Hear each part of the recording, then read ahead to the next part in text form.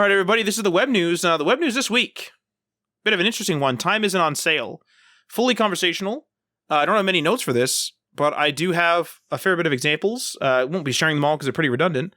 But how much time, okay, this is the focus of it, how much time/effort are you willing to spend to save a buck? Now, I've been accused several times, friends, family, whatever, and we all have, I'm sure, of, you wasted money doing this or you wasted money doing that.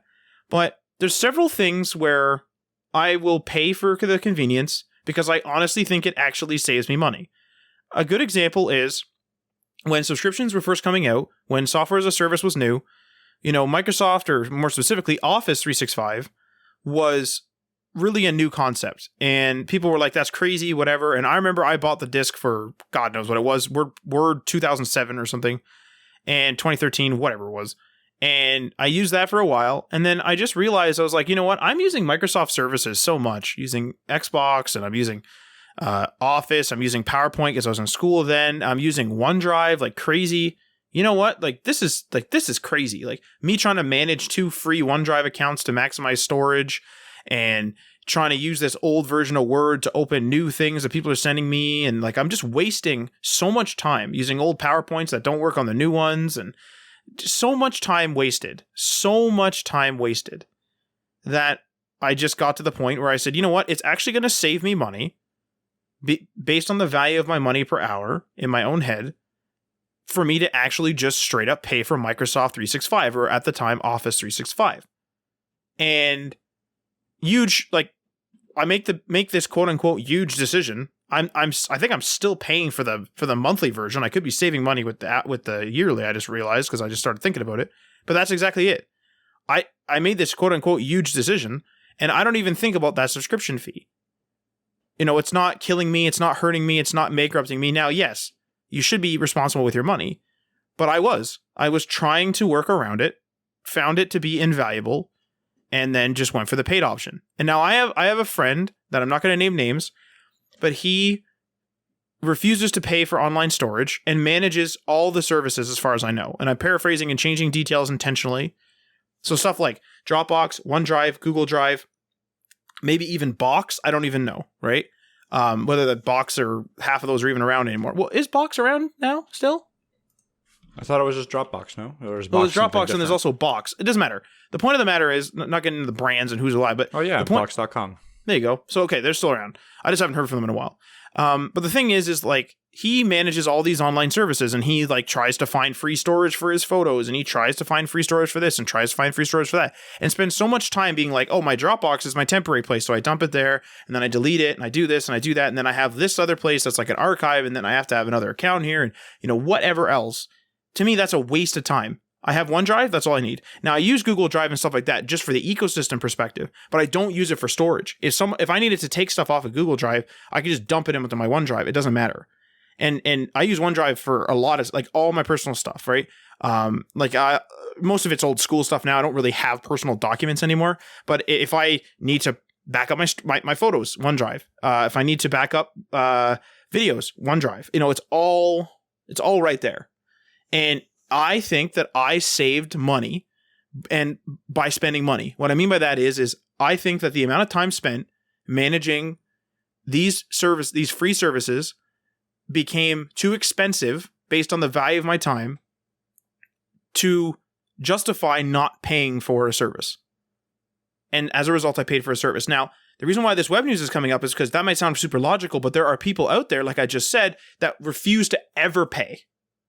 And so I want to ask the question, how much time/effort are you willing to spend to save a buck? What do you think, Mike? Yeah, good question. My thing is that I usually I subscribe to a lot of things. This is that's for sure, for convenience's sake. I have a VPN that I pay yearly on. I have Netflix, Disney Plus, a lot of entertainment stuff that I subscribe to on a monthly/yearly basis. PSN, I have a lot of subscriptions. Whether I need all of them all at once, that's a question. But for productivity applications, I really like applications that have a generous free tier. right? But I am more than willing to pay for them if they're reasonable, if I find something in their paid tier that I will use that will enhance my free tier experience, if that makes sense. I am very hesitant to try an application right off the bat that costs a certain amount of money per month without having that free tier. I have done that before, obviously, for certain things, but most of the time I don't. But I'm one, like, for me personally, I'm one that is more than willing to pay money for convenience sake, for saving me time. I don't like to micromanage little things like Dropbox storage or Google Drive storage. I pay for Google Drive storage because my wife and I both use it. We both use like Google Photos on our phone, and we want to have like the full resolution on there, and we use it for sharing files and all that, and some backups. So I just straight up pay for like the second tier or whatever it is of Google Drive because I don't want to worry about it. And if I were to go to Apple, like if I were to change my phone to an Apple phone, I would pay for iCloud because I don't have to want to worry about deleting photos off my phone or having to manage all that and doing local backups in case everything burns.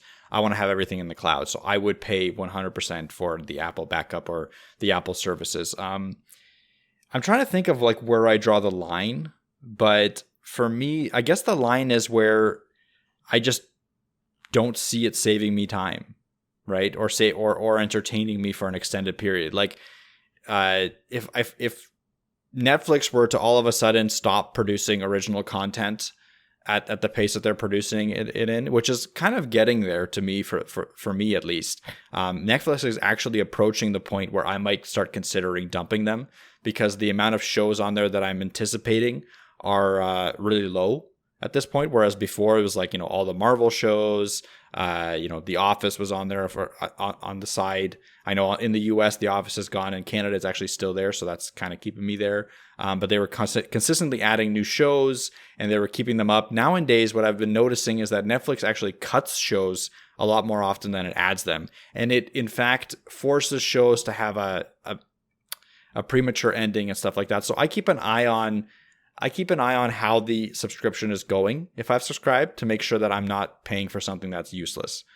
There's a few times where I've paid for the Xbox Live for PC subscription. I can't remember. the Game Pass subscription for Game PC. Pass for PC, yeah. Yeah, so I've paid for that a few times, and I've noticed that I stopped playing games, and then I've just unsubscribed from it. And then all of a sudden a game comes out on it that I want to play, and I'll subscribe for a couple months. So I have micromanaged subscriptions to that point. And that's good though. Like that's fiscally responsible. Yes. That makes sense. Yes. But I only do it with a few different things.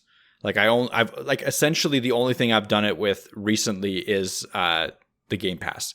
Everything else I just kind of leave on, and if I leave it for good. Yeah, that's a good way to put it. There's always like that sort of baseline boilerplate, whatever you want to say, in terms of subscriptions, or even like the baseline amount that you're willing to spend if it's like just a one-time purchase for something. Sometimes those things get really expensive, but if you realize like, hey, it's gonna be $500 for me to buy X thing once, then I'm just gonna do it. Lifetime subscriptions or whatever you want to call them, whatever the companies call them. It's interesting that you micromanage your subscriptions because I sort of do the same thing. I had Crave for a while, which is, I think it might only be in Canada. I had Crave for a while, which is a streaming service. I used that to watch The Sopranos, and then I just stopped. Well, I stopped because it was a credit card issue, and then I was just like, I'm not willing to fight this. Like, I just don't care. Like, I'm just going to not pay for this. I got rid of that. I stopped reading a lot of Medium articles, so I got rid of that. I just slowly but surely like killed things off. I have some stuff that were like about like BritBox for my parents, so like that subscription is active, but I don't use it. But it's like it was a gift, bought it for a year for Christmas, so stuff like that. But there's like just de facto ones that I'll get. Pretty much if Microsoft has a subscription, I'll buy it. We have Office 365 for Business, or whatever you want to call it, Microsoft 365 for Business.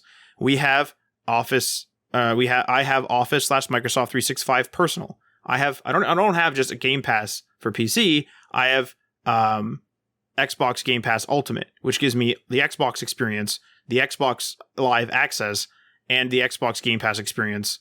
Like I get both Game Passes, console, PC, and that. I get everything, and that's because though I use Microsoft for everything. And that's where like the difference becomes is my sacrifice is I'm not using Google, even if it's better. Like I remember I was having trouble with contacts once and Mike was like, just switch to Google Contacts. But I am forcing myself to stay in the Microsoft ecosystem because that's what I'm paying for. And so that's my fiscally responsible part. That's the part where I'm not willing to waste time. Like I want everything on the Microsoft ecosystem, everything that I can, obviously.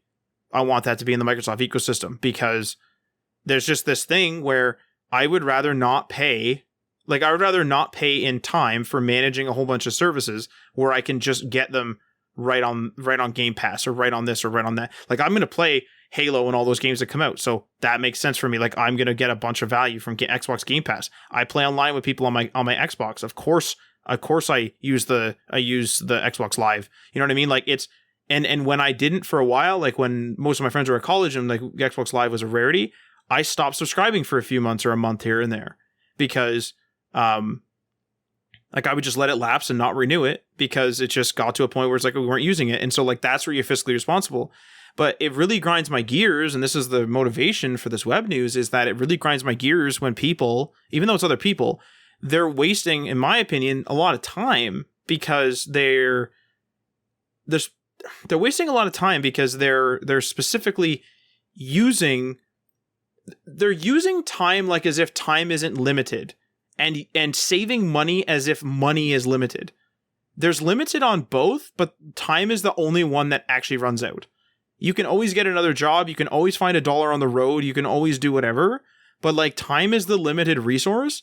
And you need to be responsible with money because it's like sort of the insurance for your home and stuff like that. So ensure that you can have a home and have this and have that. And, you know, disaster may strike if you don't manage your money properly. But you also need to manage your time because if you're a person that spends 4 or 5 hours a day, and this isn't my friend, to be clear, I'm making this scenario up now, but if like in this made up scenario, if you're a person that manages your online services, like whatever it is, like you want to keep jumping from free tier to free trial to free this to free that, and you do that and you find yourself managing that, like you're managing that for like 6 hours a week, that's too much damn time for me. Like everyone's gauge is different, but it's like, to me, there's no reason to not get that. Like I have like family members where they will like contemplate a $100 purchase for over a year. What are you doing?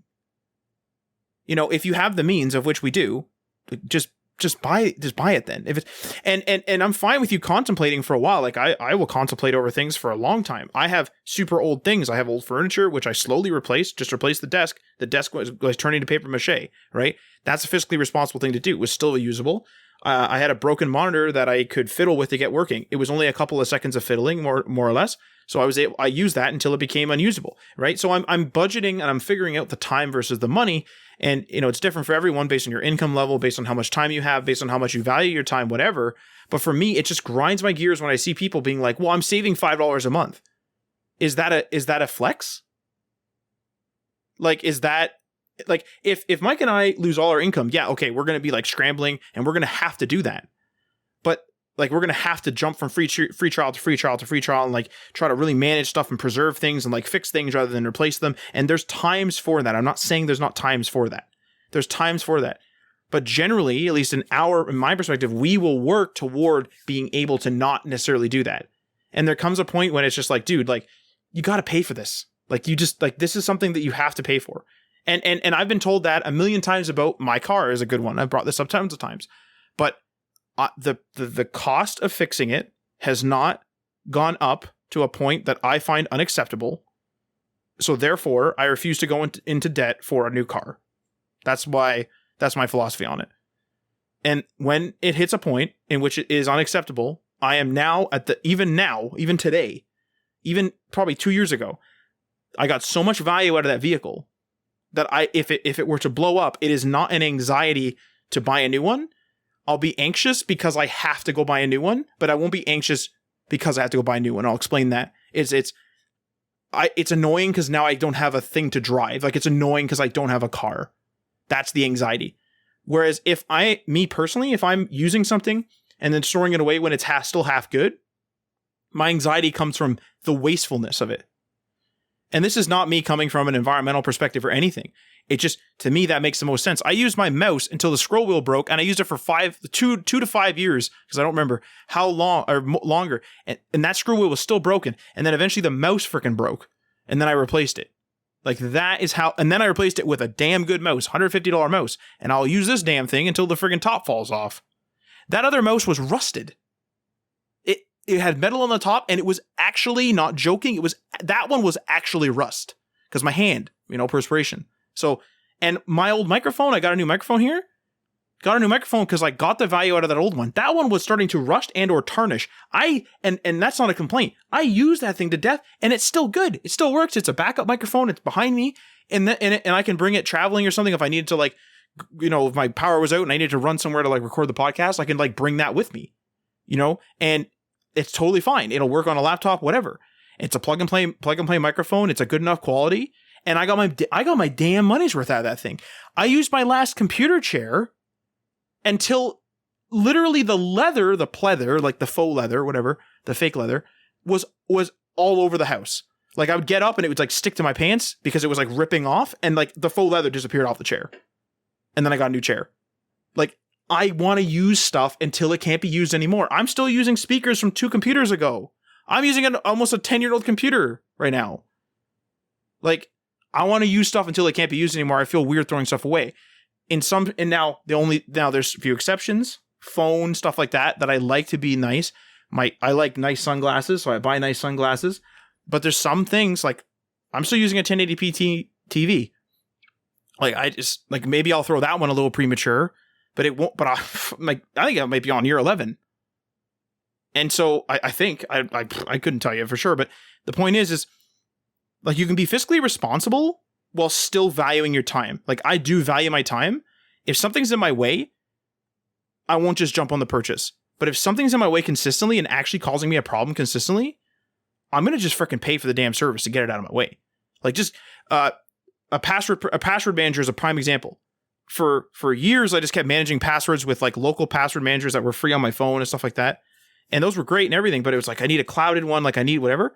And I just got fed up one day, and I was like, this is out of control. Like, I'm spending so much time managing and finding passwords and typing them in incorrectly and stuff that I need, like, an autofill in the cloud, all you can use password manager, and I just pay for it. I just don't care. Because I reached that point. And it really grinds my gears, like I said, when people just don't value their time and say, like, yeah, but I saved $5. That's not a flex. That's not a flex unless you're at the point in which you can't afford $5, and there's no shame in that. Then you have to do what you have to do. But if you're a person that has like the means to pay the $5, and then I'm at the same level of you as income, let's say, and you're trying to flex to me that you're saving $5, that's not a flex. Like, oh, I'm saving $5, hooray! Like, if that $5 would sink you, then of course make the right financial choice for you. But, like, for me, like, I value my time more. Me paying $5 a month or whatever it is for I don't even know what it is, for a password manager per month is well worth the damn time. Well worth the time. I don't have to friggin' go look into my phone and go checking other old phones to see if I forgot to move the file over and figure out where, if it's backed up and where this other. No, that's it. It's over. Like, I do not want to waste time. Period. Yep. I think another thing, not only time for me, it's cognitive burden. So with, like, services like Google Drive or services that do backups for you, if I didn't pay for that and I had to do my own backups physically for everything, which I do sometimes, but very rarely because I have a cloud backup, I would have to constantly be thinking, like, oh, what happens if my computer goes down? What happens if, my laptop gets destroyed? Like, I'll have to redo everything from scratch. I'll have to do this and that. And that will constantly take up time and effort in my mind and prevent me from doing the things that I want to do. Whereas now I just pay for this. It does all my backups for me. I don't care anymore. It's gone from my mind. I can focus on something else. And those are the kinds of things that I'm more than willing to pay for. The things that take away that extra cognitive burden from me, because I have enough shit to worry about. If I can pay you $5 a month to worry about something for me, I'll pay you that $5 a month. That's not going to be an issue for me. As long as I'm getting that, service out of it. I'm not going to just throw it away, but if I'm getting that, like, relief of cognitive burden, I'm not gonna worry about it. I know like a lot of people that just get so worried about spending that extra like $20 or $30 or $40, whatever it is, that will help them. And they'll think about it for a long time. Like it'll be a cognitive burden. A year. Yeah. Like I said, some of my family members, $100 purchase a year. And then I show up and go, do you need me to buy this? Like, and they'll be like, well, no. Like I have the money. It's like, okay, well, like you not spending this $100 is on your mind this much. Absolutely make the right choice in thinking about it. But you're right. The cognitive burden, great point, Mike. Like the cognitive burden, like what are you doing? Like, why are you worrying? You have enough shit to worry about. But again, it's all to regulate. Like, you can't just go out and get everything that you want because that's just not a fiscally responsible. But there's plenty of analysis that you can do on your budget. You can check your bank accounts, you can check how much you're getting paid, and you can figure out how much you have to play with. That the ability to help you relieve some of this cognitive burden. Both of us can't talk today. It's crazy. I can't talk today. My mind is like mush right now. I'm on the very end of my ability to speak. But regardless, it's really important for me to be able to use services that are not going to add to my confusion and stuff like that. So I'm more than willing to pay for stuff like that. Like, password manager, great example. I pay for my password manager, because I don't want to deal with it. And I have my passwords doubly backed up. One in the password manager that I paid for that's synced to my services. And the other is the Chrome autofill. That's also a password manager, which is actually really good because it syncs right to your phone as well and everything like that. And it's free and all that. I really wish it had a standalone application. They should weird really that it doesn't. It's really weird that it doesn't. You have to go into Chrome, go into settings, and then go into passwords, and then you can search for all your passwords. And it's all like, biometrically protected. They don't even market it as a password manager because they don't have a separate application. But they could easily, and I mean like a team of Google developers, give them like a week or two, they could easily create a separate application for it that would probably be for sale next year. They should though, because it's actually a really good service. First of all, they create the password for you. Like they have an automatically created password. They save it for you. And then like it's just accessible from everywhere that you're using it on. So I don't know. It's weird to me that they don't have it. I know I think you use Edge right now, right? So you're not using like the Chrome autofill. No, I use a third party. I use a third party thing. This is weird. I don't know if it's weird. It's weird for me that I refuse to use those password managers because I'm always afraid of someone hopping on my computer and just using it. So I use a third party one that requires my constant attention. But I've gotten so quick. You know what I mean? So I've gotten so quick. And I also think my mentality is, and this is not like making fun of Edge or anything, and I haven't looked at it, but to me, I want a security company to do the security, and I want Edge to do Edge. That's fine. I don't think there's anything wrong. I don't think there's anything wrong with not wanting people to have access to all your passwords if they hop on it. I think you could technically solve that by just having like a guest account or a guest browser or whatever. But that's another thing that you have to worry about. So if fully understandable that you would have a completely separate password manager. And I have both, and both of them can autofill and stuff like that. So that's something that kind of leaves. Again, it alleviates my cognitive burden, so I'm definitely willing to pay for it. That's a great other point. Like better than just my frustration. Cognitive burden is a huge one, and it like backups. I don't even think of backups anymore. Yep. Like I don't even think of backups. Like even if you take it to very consumer, you talk about consoles. Depending on your subscription and stuff like that, please do your research. But consoles in general will back up your saves to a cloud. Steam will often, not always, back up things to a cloud. I just assume my saves are going to be everywhere. I don't even think about it anymore. That's the truth, and there's been times where it's like, oh, this window, like I've been at your place and my Windows is completely broken all of a sudden. That was a horrible day, but horrible Windows day, but like my Windows broke completely. I just wiped it doesn't even matter to me. I just wiped the whole computer. Because I know my data is in the cloud. That's where I want to be. I want all my data to be in the cloud, whether it be like, GitHub, Bitbucket, or Google Drive, OneDrive. So I can just do exactly what you just said. And that is another thing that I definitely am willing to pay for. And I do. Absolutely. Like I'll lose some small stuff like lossless audio files from this, but all the like real ones that if If I like all the MP3 ones, like the real ones that you guys get are MP3s, and like sometimes I'll have lossless ones. Like I'll lose the lossless ones, and I delete them over time too. But like if I needed to re-upload, I can just re-upload, and it's not like I'm uploading in potato quality either. So, but yeah, I think that's a good web news. Got our points across. Unless you have anything else to add, Mike. No, I think that's it. Awesome. Well, I hope you enjoyed this week's episodes, this web news, this week's episode, and this week's before the show. Go check that out on patreon.com. That's patreon.com/HTML, all the things. And remember, we're on Patreon, obviously, because I just said it. And many thanks to our $3 tier patrons. Can't talk. Sean from RabbitWorks JavaScript on youtube.com/RabbitWorks JavaScript. Garrick from Local Path Computing and Web Design on localpathcomputing.com. Ryan Gatchell from Blue Black Digital on blueblackdigital.com.